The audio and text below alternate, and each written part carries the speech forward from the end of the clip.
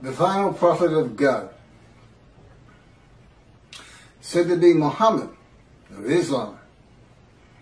This is from Wikipedia. The information I'm about to give you on the founder of Islam, Mohammad Mustafa. And then I have several comments to make on all of it. When Muhammad was 40 years old, he was commanded by God through his angel Gabriel to declare his oneness. And of course, God is one began with the Jewish people and the Hebrew Bible. To the idolaters of the whole world, and to deliver the message of peace to the embattled humanity. In response to this command from heaven, Muhammad launched the momentous program called Islam, which was to change the destiny of mankind forever. He was in Hira when one day the archangel Gabriel appeared before him and brought to him the tidings that God had chosen him to be his last messenger to this world, and had imposed upon him the duty of leading mankind out of the welter of sin and ignorance into the light of guidance, truth, and knowledge, to be a light to the world, which should sound familiar to the Jewish people. According to the accounts of this Shia Muhammad,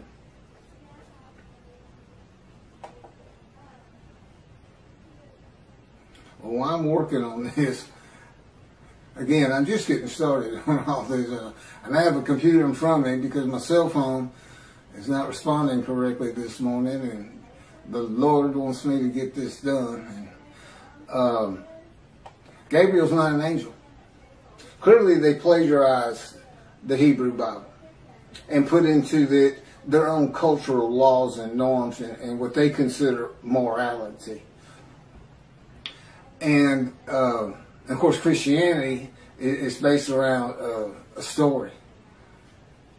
Just that, a story. They call it the greatest story ever told. I agree. It's a great story. Billions of people have been deceived into believing it. Now, I can understand the people of antiquity believing it, but the people today believing it,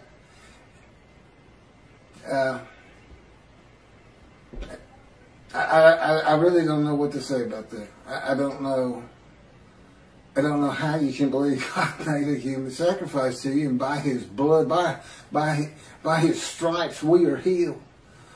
Again, God made me watch Christian channels, and then there's this one fella, I'll sell you the blessings of David. I said, God, what are the blessings of David? I'm thinking. He said, there are no blessings of David. He's making it up. People believe him. They send their names in with money, and he says their name on the air, and that's what they really want. So, but there is no angel Gabriel. He only appears in the book of Daniel. He only appears in the book of Daniel, who is not a prophet, and it is not a book of the prophets. And he doesn't speak with God. That's what a prophet is.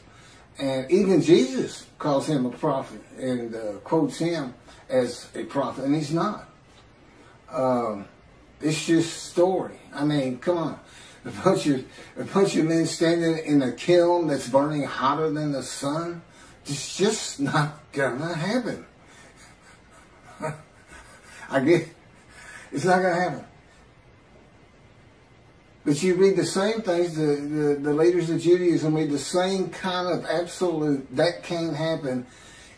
But because they like it, and they say our sages believe that, we believe it.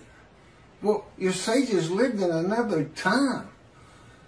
Michael Skobac, Jews for Judaism, who also claims Isaiah 53 is the Jewish people as one man, Israel as one man. They had gathered, been crushed by disease, and offered themselves for guilt at some time in history that I am unfamiliar with. Because he doesn't say it's something that's going to happen. They act as though it already happened. W. Singer of Outreach Judaism believes it happened in World War II with the Holocaust. But that was just 6 million. That wasn't all the Jews of the world gathered as one man Israel. They didn't get long life. They didn't see their children. They didn't teach righteousness. Neither did Hitler if he's the one that offered them as these ram sacrifices, because he reads an offering of oneself for guilt to literally mean, these are his words, it literally means a guilt offering. Let's go to Leviticus. Now, he doesn't say let's go to Leviticus. He says it's guilt offering, but a guilt offering is an unblemished ram for theft or destruction of holy things, debts. What that has to do with anything, I don't know. Because he's an anti-missionary. He's pointing this interpretation of 53 away from Isaiah 53. But they think they're forgiven of sin. They're not worried about theft and destruction of holy things. They're not worried about that. So I don't know what he's doing, except reaching, really, really reaching. I think the description of a man marred so much beyond human appearance, semblance, and all this plague afflicted, that the Holocaust just grabbed him, and he just made it fit. Well, that's what the Christians do. They make Jesus fit. They can argue with me on every single verse, and if you've watched my 6 videos on 53, it took me 6 videos. Some of them were just a half an hour, but there's a lot to it, and I'm the only person who's ever explained it this way. Is anybody who watches it that's familiar with 53 and the commentators on it today. You realize nobody's read it like this, and nobody's ever connected the story of Ezekiel to it. And this atheist, pretty smart guy, but it's just like in Malachi 3. Every time God had me read it, I said, "Why is that angel leaving early?" And he wouldn't tell me. I didn't know until I typed it. I didn't get it. I didn't put these things together. I certainly didn't put Jeremiah into it. In this new covenant, I read the new covenant and it just went on. It didn't even mean anything to me, because I had no background in anything except for the 10 Commandments and Charlton Heston, which is a great show. But there's been some better 10 Commandments since. I've seen them all. But anyway, Gabriel appears in, I think it's 2 chapters, and he's described as a man. A man. Gabriel, a man. And it's in a vision. It's not something where God says in heaven, I have angels, and it's the angel Gabriel, and archangel so-and-so, the fallen angel, Lucifer. You can't find that in the Hebrew Bible. It came from Christianity. So Islam, which didn't begin until the 700s, Common Era, I think that's the date here, with Mohammad, long after Christianity, which would have been, before the Talmud was put together. Judaism, when it really became formal, was with the Talmud, I would suppose, and putting the entirety of the Hebrew, all the scrolls together and canonizing it. And it looks like they plagiarized both books. Both books. And like I said, put their own cultural laws, rules, morality, and philosophy into it, but taking the basics. There's Abraham. He's in it. And now, I don't know if Muhammad is supposed to be a descendant of him or not. But here's what happened. So, he says he's the last messenger, the last prophet of God. That's what's on their mouth. It's not the last messenger, it's the last prophet of God. According to the account of Shia Muslims, Muhammad Mustafa, far from being surprised or frightened by the appearance of Gabriel, welcomed him as if he had been expecting him. Gabriel brought the tidings that Allah had chosen him to be the last messenger to mankind, and congratulated him on being selected to become the recipient of the greatest of all honors for a mortal in this world, from Al-Islam, the birth of Islam, and the proclamation by Muhammad of his mission. It's in Wikipedia. Muslims believe that the Quran was orally revealed by God to the final prophet, Mohammed, through the Archangel Gabriel, incrementally over a period of some 23 years, beginning in 609 Common Era, when Muhammad was 40 years old. That's an oral tradition. That sounds familiar. That's what the Talmud is. It's the oral tradition written, so it wouldn't be forgotten.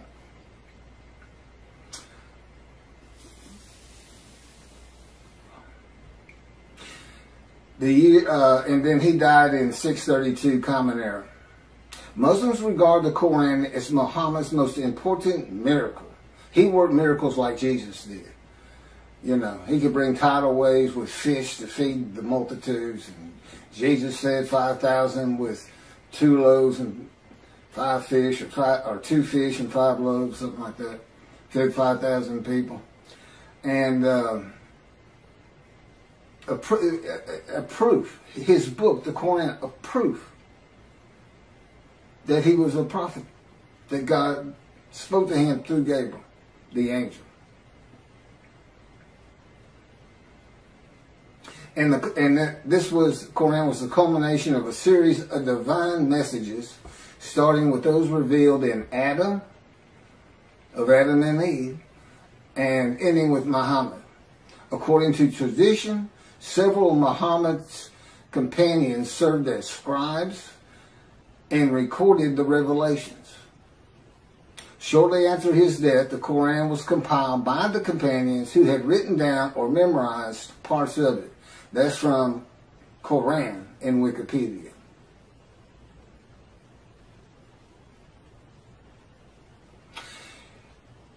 God chose his last messenger. And Allah means God, by the way. It's just not the God of the Hebrew Bible and the God of the Jews.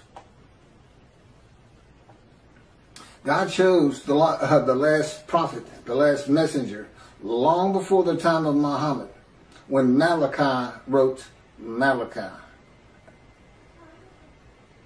The messenger is Elijah for a time to come, and the time still had not come. The land did lay desolate, but they had not returned. It did not bloom again until 1948. And even then it was a desolation. It took many years to get it going and renew all the old cities like Jaffa and Haifa and Tel Aviv, and of course rebuild Jerusalem. You know, it's a metropolitan area now. Elijah, which of course is me. Now, how do you think Islam's going to react to me? We already know how Christians are going to react. Not too favorably. Not too favorably. So this, you know, David is here because I'm David. David is here. I am the Moshiach. I am anointed. Which means the man of Isaiah 53 is anointed. And the anointment is the alighting of God's Spirit on me. That's how I know I'm the man of chapter 11, verses 1 and 2. Because there is no question that the Spirit and God are within me. And that's how I know this whole concept of God is in His Spirit. And I can point to Scripture that says just that. And explains things where it doesn't say it. Now they believe Muhammad to be a prophet because of his book. I've got 2 books God dictated to me with all this information. This is chapter 49 of Isaiah 53 in the day of the Lord. See, it's not just about Isaiah 53. Now, the last chapter is the day of the Lord, and I'm going to do that probably on a separate video. I may make this another 2 half-hour recordings. All my camera will take. So, God's righteous servant, me. I am the final prophet, not Muhammad. And as the final prophet, and with the God of the Jews, being the Abraham and Judaism being the Abrahamic religion that is correct. There's 3. I mean, if you really sit back and think about it, who's gonna win that? Who's going to win? There's three. Are the Christians going to win it with their human sacrifice? Are the Muslims going to when clearly it's just a plagiarization?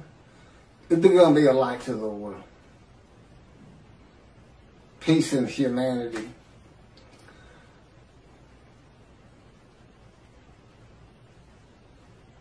And they got there by stealing somebody else's book. They took the book of the children of God also. The Christians attached it. At least they didn't attach it to the Koran. You know, I mean, that's a plus in their favor, I suppose. I'm going to go ahead and start into chapter 50. I didn't know all that. I didn't know that they were using an angel that doesn't exist. And he doesn't. I've been had an envision and told and in no uncertain terms that there's no such angels. There's no Michael. There's no Lucifer. There's no fallen angel. It's just part of a story because that's what the people in antiquity and today too, to an extent, they just like to believe in that. The Christians got so much jumbled up in their minds. So much of the religion conflicts and doesn't make sense. And they've got entire armies of demonic forces that are at war with God, and this and that. I promise you. I know his power like the back of my hand. And there's no contending with him. Whatever he thinks is. He just wills it. Gone. You know. He can take this world and turn it into a pea. The size of a pea just by thinking it. He set off the Big Bang. That's how Genesis starts out. He divides light from dark and this and that. Yeah. We're the dark.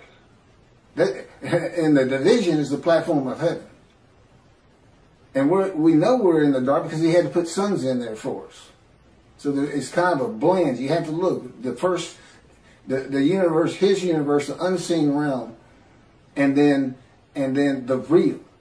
The universe of real, which is like, you know, objects, solid things, stuff you can see, came with the Big Bang. And it's all within his original unseen realm. So we're a universe in a universe. It's not parallel universes, just one inside another. Totally different from each other. Science, totally different. We can never see the unseen realm except what he would place in our minds. I mean, he can place an angel Gabriel in my mind if he wanted to and have me believe it, and I would. But he doesn't. He's very real and matter of fact. And the fact that at this time, people are still believing the things of the people of antiquity who didn't know anything. They didn't know anything, and they couldn't go there and say, "Well, I'm gonna check that out. I don't know about that." You know, they couldn't. There's no bookstores, no schools, no teachers. About all you could learn from the wise men was the Hebrew Bible for the Jews, and they spent their life in that book. Well, I have it. I read it started reading it when I was 50, and it's only because God was teaching me that I have the knowledge that I do have. It's just not possible that any man could do that, and I know I could. So, anyway, the day of the Lord. Now, this is interesting because I had kind of forgotten this entire chapter. The term day of the Lord appears in the books of Isaiah, Ezekiel, Zechariah, Amos, Obadiah, Zephaniah, and finally, in the last book of the prophets, Malachi.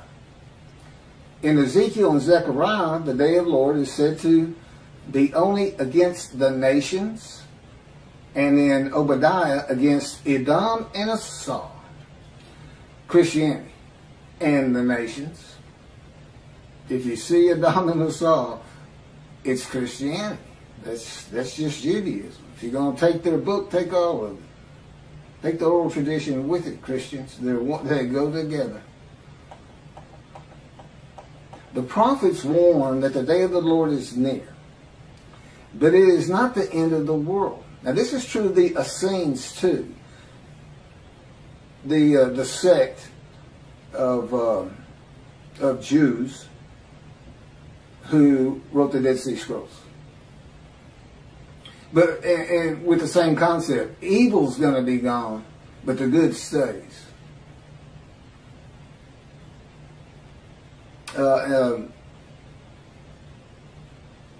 The destiny of the world will be changed. God returns to the earth to dwell among his people in his sanctuary, which he's doing, on his holy Mount Zion in Jerusalem, and the world will know that he sanctifies Israel. Lo, the day of the Lord is coming with pitiless fury and wrath, to make the earth a desolation, to wipe out the sinners upon it. Isaiah 13:9. You say, well, see, that's not, you haven't been talking about that day of the Lord. It's a have. God's final word on it.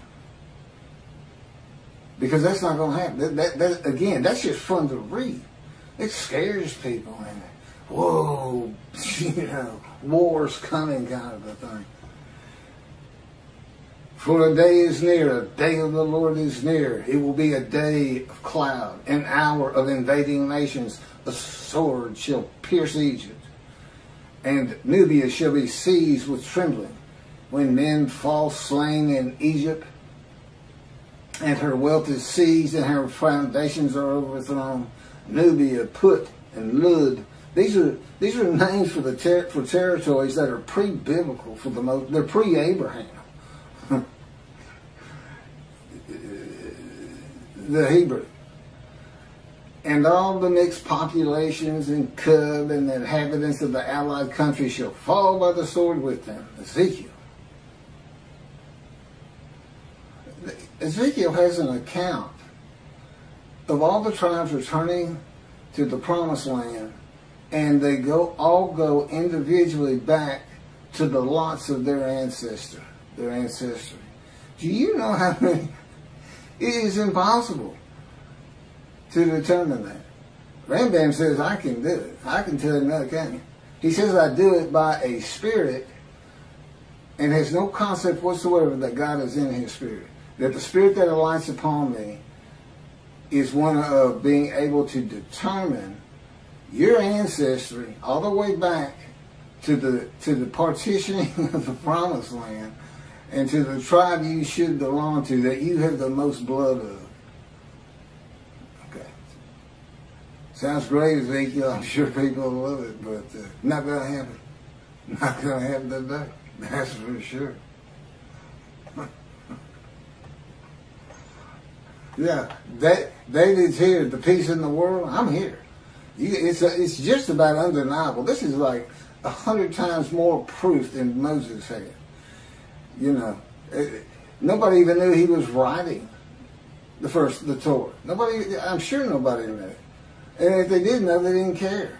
And the fact that God was telling them, they may have believed, they may not have. Many of them would ask him, how do we know you're talking to God?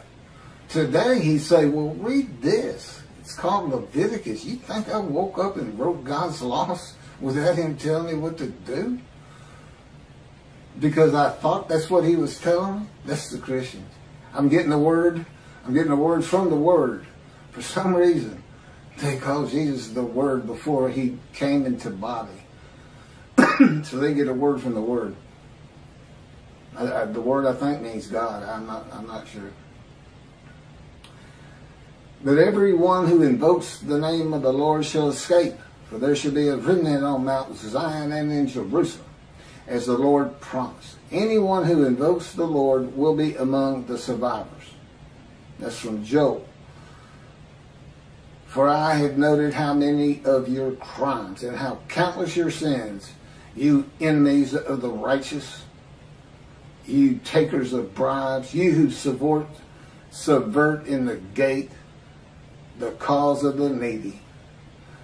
Surely, at such a time, the prudent man keeps silent, for it is an evil time. Seek good and not evil, that you may live, and that the Lord, the God of hosts, may truly be with you, as you think, hate evil.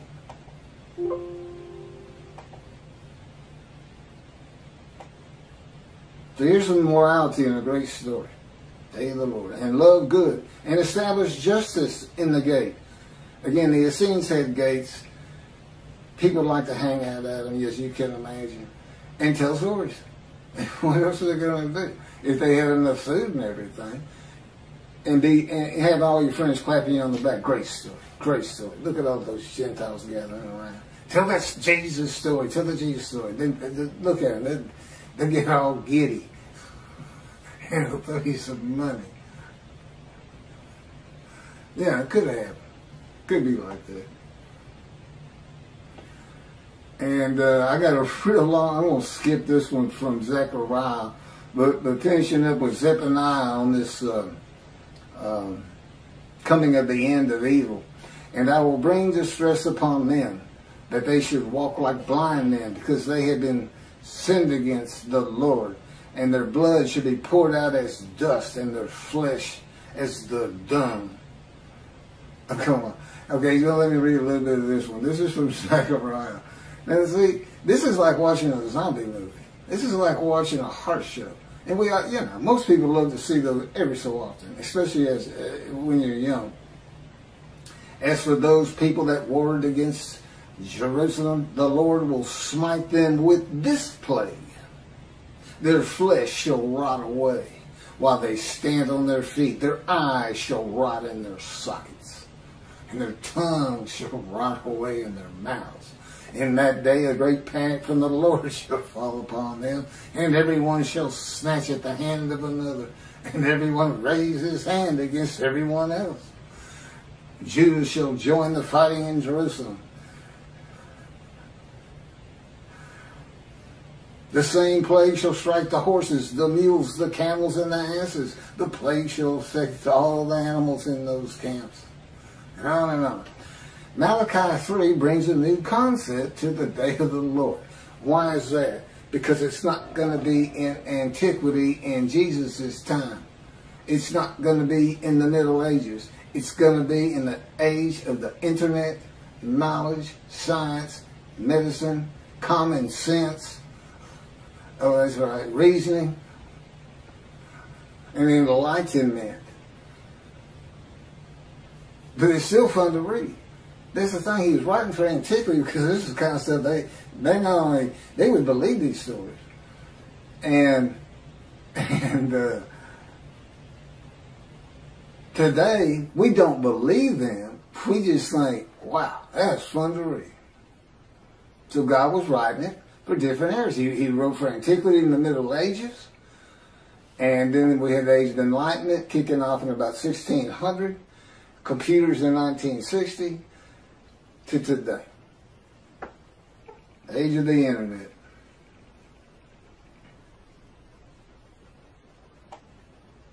So what new concept in the day of the Lord does Malachi bring? It's God's final word on the day that he is preparing, where the new covenant is delivered. And again, he knew they were going to be dispersed, and apparently he had a pretty good idea when they would be coming back. Okay, it's the final word of God, not only on the day of the Lord, but with the new covenant. What's he saying? What's really happening? Get away from all these fun stories. He's coming with a covenant of friendship. He says, you're going to be safe from now on. The nations of the world is going to know I sanctified the Jews, that the Jews were correct about the Abrahamic religions. Going to build a temple which shows I have sanctified you, because nobody's going to want you to build it. You know, the Gentiles of the northern kingdom, imported by Assyria, didn't want the second temple built. They obstructed the building of it and tried to stop it completely with letters to Cyrus or to whoever was leading Persia in that, at the time they sent the letters. And he says, new covenant, everybody's going to be sin-free, holy seed. And since he did the same thing with the exiles, he never says, I'm making you a holy seed to build the temple. He never does say that. But that is what happened. And it's going to happen again. He's going to have that temple built, I don't know, 10, 20 years from now. I don't know. Presumably before I die. But now David, he died before the building of the first temple. Although he had a lot to do with gathering all the materials for it and the wealth that went into it. and Solomon had a home to be honored. There's always a lot of things happening again that are real. As a matter of fact, it took longer to build Solomon's house than the temple. So he must have had a pretty honorable abode, right? That and God talked to him. Now, God doesn't address the nations. As I started out, these different days of the Lord's in the various books, some are just pointed at Christianity, some is the nations. They kind of differ. But Malachi 3 is real clear. It's the Jewish people, the people of the land of Israel, as much as anything.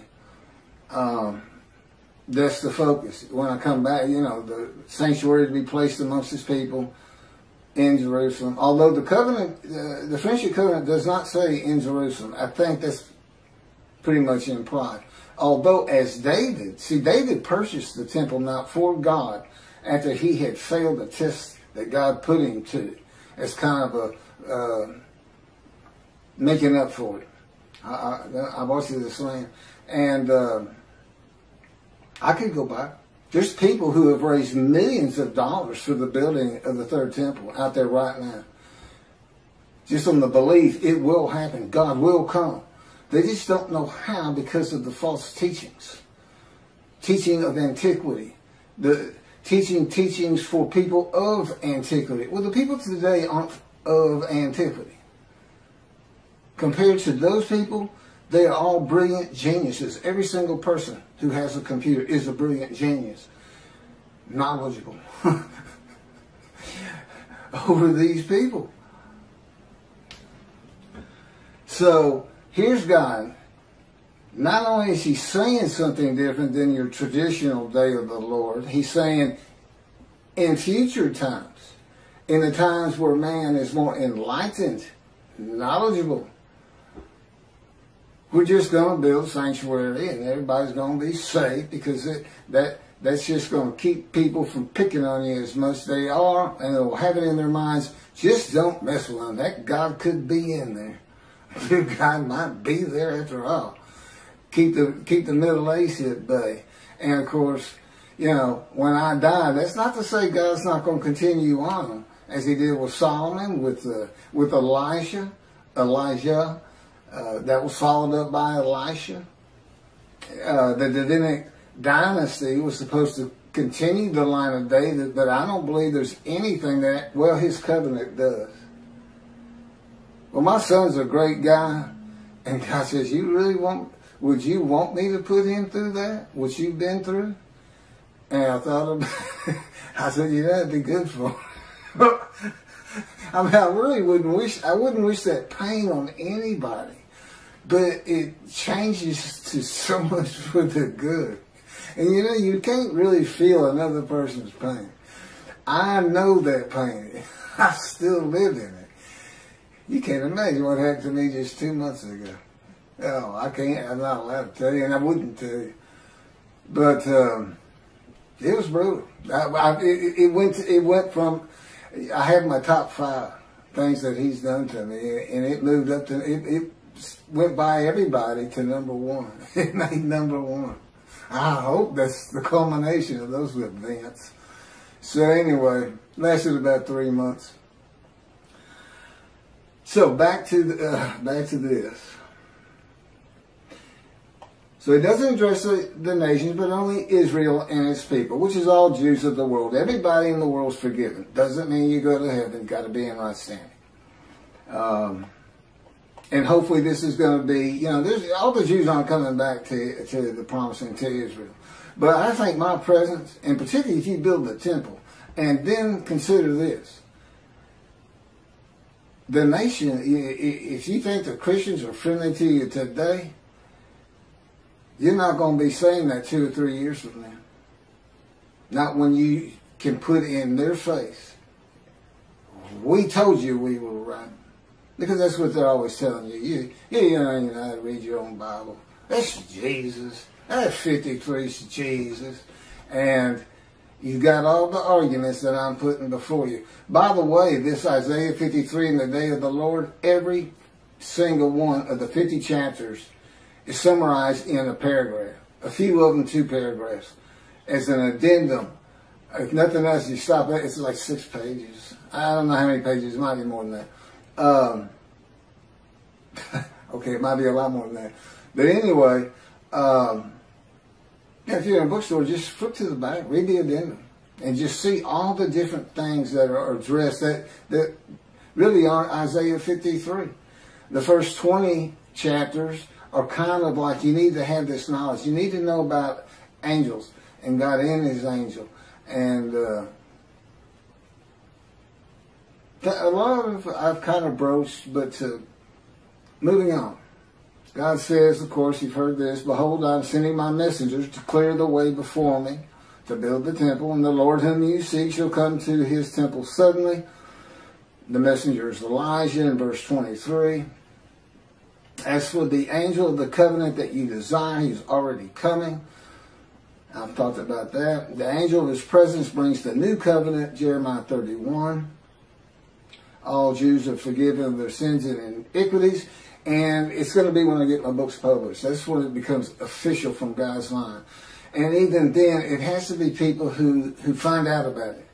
Once you find out, whether you believe it or not, but when you start hearing you're sin-free, that's when you need to avoid the evil inclination and really, really stress your Judaism and learning your Torah, which is the effect God expects, Torah on your hearts. And heed God, revere, and esteem his name. Because you don't want to miss what he's preparing. You don't want to miss it. You don't want to miss watching the evolution of the Jewish people from Abraham. He's going to pick, the guy's name will probably be, Poindexter or something. Who knows? He's so funny. But I'm sure, okay, it'll be serious, God says. He says, I let Keith cut up a lot. He's a human being. It's good for him. And I play along some. He'll tell you, it's not nearly enough. Or it's too long. Or it's not long enough. God recognizes that the forgiveness and equities and sin of Jewish people will not cause all to heed him. And in Malachi, he says, I know there are those that don't. Those that do, I'm putting in a scroll of remembrance. In Christianity, believing in Jesus and accepting him as his one Lord and Savior brings sin forgiveness and entry to heaven when he returns. I've covered that. Even if you've committed murder and other crimes against humanity and God, and that's just not true with the God of Israel. He's not going to have bad people up there. But that doesn't mean you don't want to practice Judaism. Because I know the Jewish people like to focus on life today. The heaven that the Christians dream of and think of is not first and foremost for the Jew. It's being a light. It's living life as well as it can with all these instructions God gave us on how to do it. And so this is bonus time, and God knew that. You just have to understand, he's able to play these things out in his mind as though he sees the world, the evolution of generations and cities being built and things being invented and knowledge and universities coming in. And he can just watch it all happen, and he can see what's going to happen to the Jews. He knows they're going to get destroyed in Europe. And he'll tell you, okay, I'm not supposed to go into that. Maybe someday. But moving forward here, I just keep that in mind. He knows it's going to be a modern time. And here I am. And listen to what he's having me tell the rabbis. And you know what? You know what the effect of that is? It's not a metaphor like Torah on your heart. But, he says he forgives sin. That makes everybody learn Torah. It's really two separate different things. But, so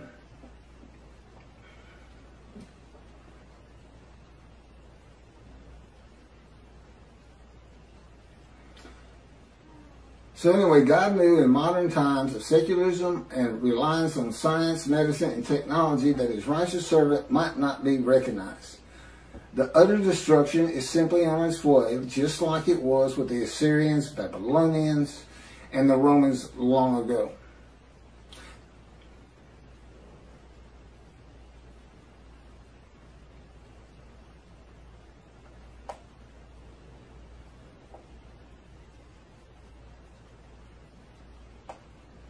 There's no mention in Malachi 3 of the destruction of the nations, as it is in some of the books and chapters and verses that I just read at the beginning of this video, or at least on the day of the Lord.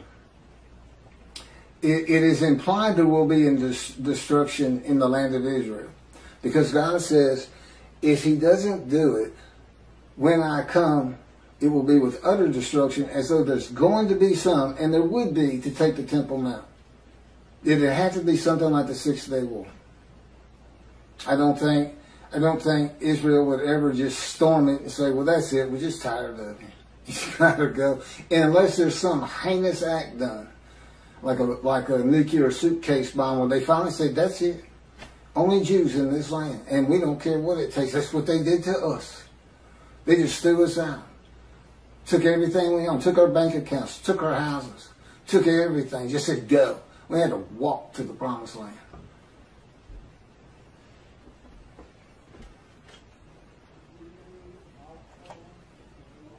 But it's the building of the third temple. Now, I remember now. It's the building of the third temple. That's what's so important. Defeating the enemies of the nations that come against Israel, and the sanctification of Israel as a land and people blessed by God with His presence in His sanctuary, is how utter destruction is avoided in the awesome, fearful day of the Lord. So it's the exact opposite. He's not coming to destroy evil. He's coming to safeguard the Jewish people, so we don't see a Holocaust again. Basically, that's what He's telling you. If the land were destroyed today by nuclear bombs from Iran, 10,000 missiles launched at the same time from Lebanon, and don't care, the sling of David, their protective system to bring down rockets is never going to be able to stop that. And you got 7 million Jews there. And we lost 6 million in the Holocaust. And that's such a brutal thing and brutal time.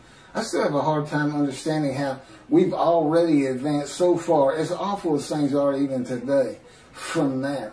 Well, people could, the Nazis, they singled out children. That was their favorite kill. If they were running low on bullets, instead of shooting the kid or gassing them, they throw them in those kilns alive. So, that's just, and it's a people. It's not some madman. It's not Dahmer. It's not just one crazy person out there. It was an entire country, and it wasn't just there. Russia was doing the same thing. They were hauling them out of their houses, making them dig ditches, and just going down. Family members, father, son, kids, or kids first, boom, throw them in there. Whole blocks, whole neighborhoods.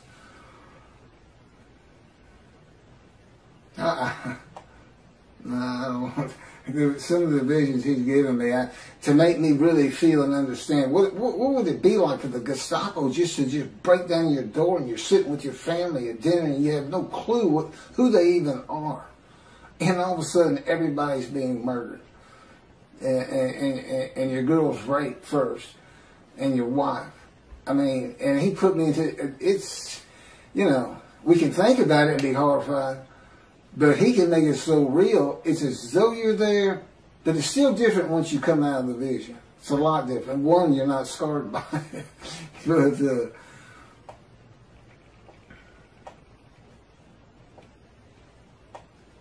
I have a lot of things that's just about it for the day of the Lord that I have. This man in divine being, host of the Lord's host, it's one God. It's the oneness of God. Of Israel, one angel, and it's the angel of His presence, who doesn't have an angelic body. and he's in as one man, the Moshiach, the anointed one. And the anointment is the spirit of lighting and entering you. That's the anointment. There's no oil as in our world of the, I call it the real, and God's world, the unseen realm, which is a universe inside a universe, and he's responsible for this one. You know, he made a division of the heavenly bright white lights, you can't even see in it. That he kind of shows me in visions when we're dealing with David in the temple. It's not the same temple that's on the ground here.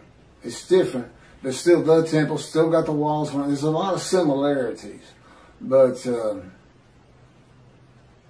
in one vast room, it's that bright white light, and in the other is the king's throne and water coming out and flowing down the steps out front. And till here he is in a future time. See, a time is coming in the future, in the year. He didn't say in the year 2020 or anything like that. But again, he knew exactly what was going to be. He knew to come to me in 1957 or select me when the first satellite was launched into the air by Russia, Sputnik.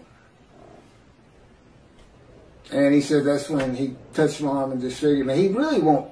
You know, you say, well, how can you not trust him or not believe him or this or that? Because I'm in the fire of refinement. Lying to me is just part of it. And he finds it so humorous to make me think I'm coming out of this thing. And I thought it 11 years ago. I thought we were done with all the pain and shenanigans and adventures with Christianity. So Christianity knows you're here. I said, they know who's here. You're the man Jesus claimed to be. Isn't that funny? Jesus says in the New Testament to his people, to his 12 at least, do not listen to those who come in my name. Which is kind of funny because if he comes, he said, I'm Jesus, then I'm supposed to listen to him. But the fact is, he came in my name. He came as the teacher of righteousness. He came as the man of Isaiah 53. He came in my name, and that's given me all kinds of trouble to get this thing going, to do what I have to do for God, to keep utter destruction from Israel, and to save the Jewish people. I've got these Christians who believe in human sacrifice. I've got these rabbis who believe a man of 100 years is suddenly going to be thought a child, and every single human being, every Chinese, every Korean, every Eskimo, every one of them suddenly are going to go, huh, the Jews have been right all along. We need to exalt them. Let's take our stuff and give it to them and till their land for them. And look, there's no pain anymore. Huh, it's like I died. The Messianic era is a heaven on earth. That's what antiquity believed in, and the resurrection. So I got to deal with that. Aren't they supposed to be protectors of the Jewish people? Follow God's laws, have better lives, morality. Look at, you don't just go hurt people. You don't keep people from doing what they need to get done with lies and false teachings. Oh, I'm sorry, I fell into the rabbis again. I call it a lie when you say the Jewish people gathered as one were stricken and plagued with disease as one, and as one offered themselves for guilt to God, passing a test of devotion, and that they then went out and had long lives, all saw their children, and they made the rest of the world righteous. Well, let's see you do it, Israel. Huh? Hey, rabbis, Tobiah Singer, Michael Skoback, all you people who preach Israel as the man, the Jewish people, described in Isaiah 53, I want to see you, since you want me to go build the temple as David, you want me to bring peace between the nations and throughout the earth, you want me to end pain in the individual, you want me to teach billions of Chinese how to speak Hebrew, That's what you want me to do? I want to see you make the world righteous. I'm the righteous servant, and I dedicate it, and I pass it to you. How you like that? I'm not going to let you stop me, and guess what? I got somebody behind me that you don't want to contest or contend with. Because people throughout this land are going to hear this very speech about you and Jews for Judaism and Outreach Judaism, your 900-page book, which I shudder to even think about opening, personally, because of your midrash on Isaiah 53, which you had posted on your Facebook notes, and I was one of your friends, and you said in it, share this with everybody. You gave me the right to use it as long as I don't slander you, perjure you, and guess what? God had me type in Isaiah 53 in the day of the Lord, which will become a bestseller someday. A big part of your midrash on the human sacrifice of the blemished rams by Hitler, which shows that Isaiah 53 describes the Jewish people, 6 million of them. Well, that's all I have on the day of the Lord, and doing my job of bringing the wrath and bringing the reckoning. I'm the righteous servant, I'm David, I'm Elijah, I'm the prophet like Moses. And soon to be published, a song, a new song God had me write. And I am an eternal priest of the order of Melchizedek and King David, and a rightful king. That would be leader. It's the same song David used. It's scripture. When David wrote it, God told him, David, write this down, a Psalm of David. My Lord said to his Lord.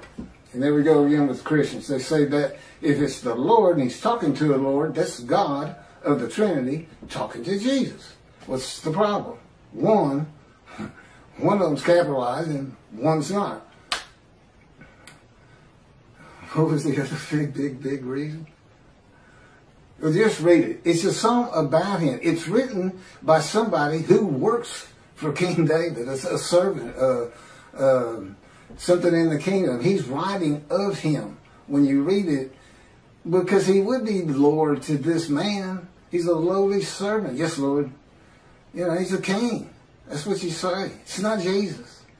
It's not meant to be Jesus. It's not a, what do they call it? Epiphany of Jesus? I don't know what it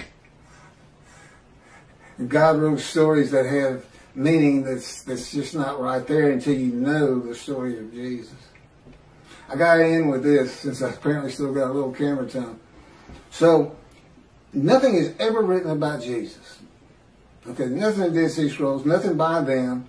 No commotion at the gate, Essening gate with Jesus saying that, you know, you can't say you're the righteous servant, because our founder is the righteous servant. And, yeah, no altercations noted in the New Testament. And there would have been, God tells me. It's a pretty contentious group out there. Not a lot of law abiders. But I said, I know, I had to deal with them. I think I was tough on them. Should have tried to deal with them. So, until 70. What happened in 70? The first big Jewish revolt. 500,000 Jews defeated. Battle after battle. People don't think the Jews fight. They fought for every inch of Jerusalem they could get.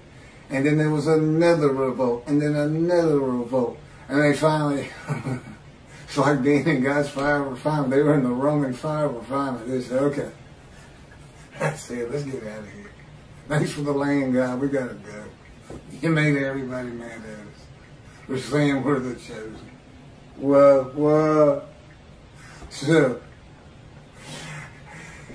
that's when the first book, you know, so you can see these two rabbis, you know, trudging along through Syria and heading towards Europe. And what are we going to do for money? What are we going to do? I got kids, everything. I can't go to the synagogue and make money. That's how I make my living, is teaching the Hebrew Bible. His friend says, first says it's Shlomo, That story about the Jesus. I get money every time I tell that story, especially if I change it up a little bit.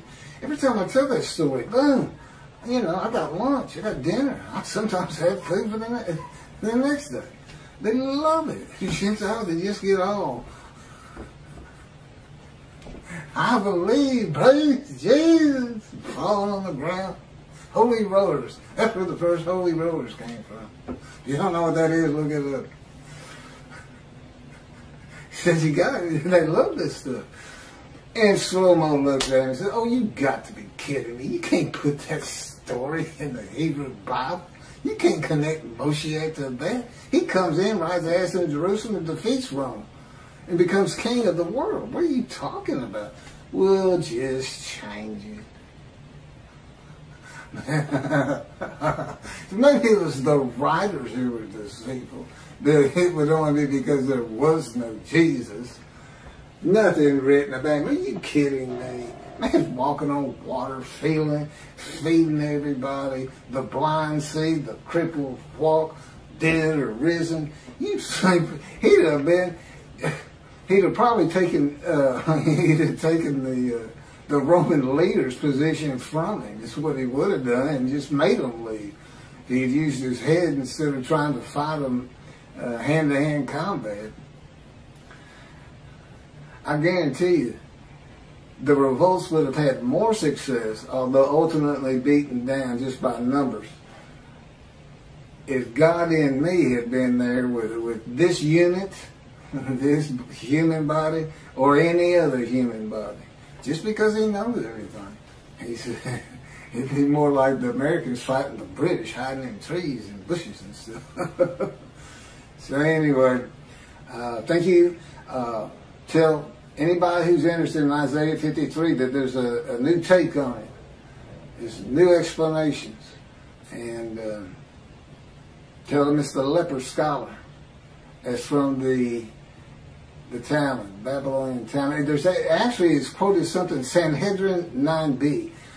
I'm not sure if that's in the Talmud or it just gets spoken of in the Talmud. I know the Sanhedrin, I know what they are. But I don't recall seeing anything that in the Talmud Sanhedrin is like a special book or something, or some extra, or a section. I don't recall ever seeing that. And again, this is where, you know, God, you know, I'm still a human. I'm still Keith. And the way he does that is I still, you know, I still can't find my car keys. If I had a car. And, you know, I'm the same old forgetful person. He keeps me forgetful. But I'm still a lot better than I was. Anyway. It was easier using my computer, but I don't know what it looks like on the video with me looking down so much. And so much today I was reading and not, like Isaiah 53, it's on the tip of my tongue anytime. But I hadn't looked at these two in a couple